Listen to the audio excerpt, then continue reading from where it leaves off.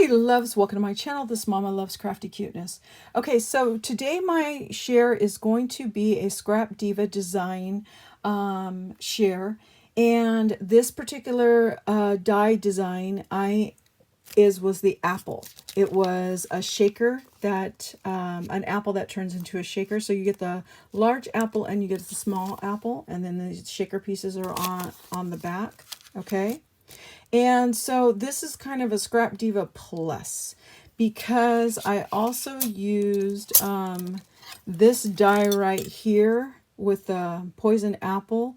I also used this die that is from AliExpress. And then I ended up using this Panalisa die that also has a Poison Apple.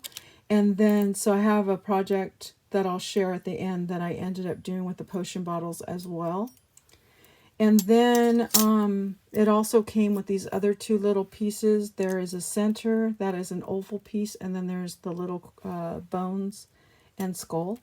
Okay, the crossbones and skull. Okay, so what I had created, first of all, I have these little small apples, and they're just little shakers. And as I said, I ended up using, for the small apple right here, I ended up using the small Panalisa die right here for this project. And so that was a small one. And then the shaker mix that I ended up using was just a shaker mix that I had created. And inside the shaker mix, I do have some little apples, some regular apples that I had picked up from Target Dollar Spot years ago. And then also I have some little poison apples in here. And of course there's other little odds and ends. There's spiders and there's little Mickey heads because this is Snow White's Poison Apple. Okay, so those are the first two that I did. And on this one, I did end up already going around the edges with Nuvo drops to make it glow in the dark. And then I did the larger size that are right here.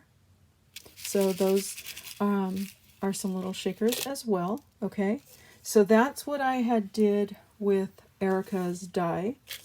And then I also used the same little piece right here, and I ended up making some of these little Minnie Mouse poison apples, I guess you want to say. And then I used Erica's bow right here, and I believe this bow is the one that goes to the little pumpkin, her little pumpkin that she has in her shop, which is a jack-o'-lantern face. And so I made some of those. And to build my Halloween stash right now, I've been working so hard on getting my stash built. And so I ended up making a bunch of these little poison apples out of some tonic paper.